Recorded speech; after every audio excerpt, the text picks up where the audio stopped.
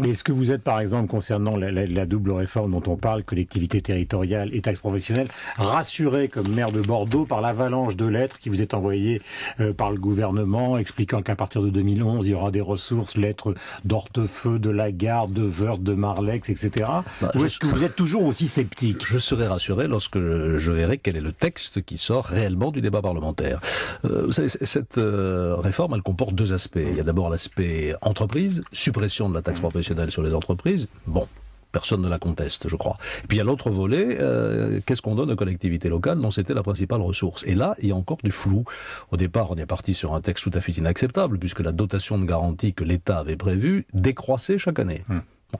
Aujourd'hui, on a un peu amélioré les choses. Je pense qu'on peut aller plus loin encore dans l'amélioration. Mais alors, dans quel sens, Alain Juppé?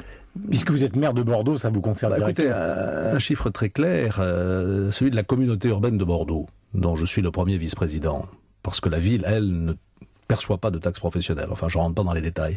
Pour le budget de la communauté urbaine de Bordeaux, ça veut dire que 40% dans l'état initial du texte de nos ressources disparaissaient et étaient compensés par une garantie de l'État dont on ne savait pas comment elle évoluait. Ben ça, c'est pas acceptable.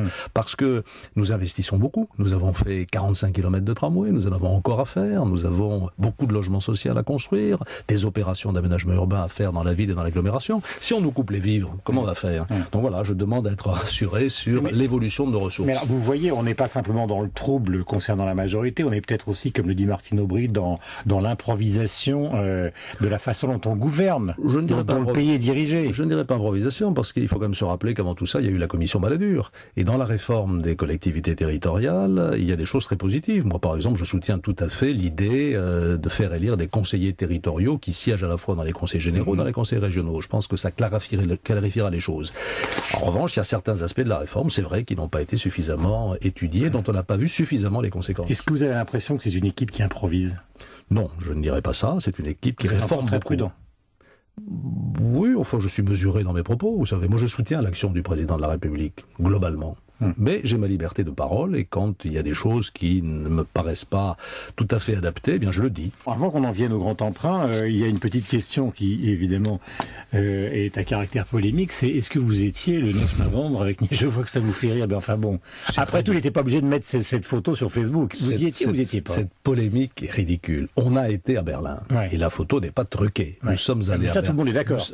Non, mais c'est ça qui est important. C'est ça le plus important. Est-ce qu'on a été, oui ou non, à Berlin au mois de novembre 89? La réponse est oui. Et le récit de ce qu'on y a fait, le passage de Checkpoint Charlie, les rencontres sur la porte de Brandebourg, les piolets, enfin, je sais pas comment on dit, sur le mur, tout ça est parfaitement exact. Est-ce que c'était le 9? Est-ce que c'était le 10? Est-ce que c'était le 16?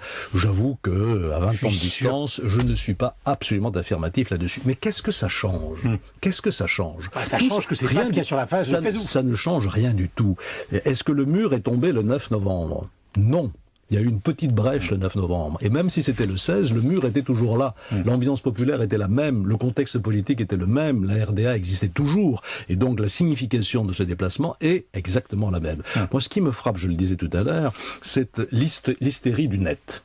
Voilà. Dès que vous mettez quelque chose sur... Mais là, c'est lui qui l'a mis. Oui, mais c'est ses services. C'est une erreur, voilà.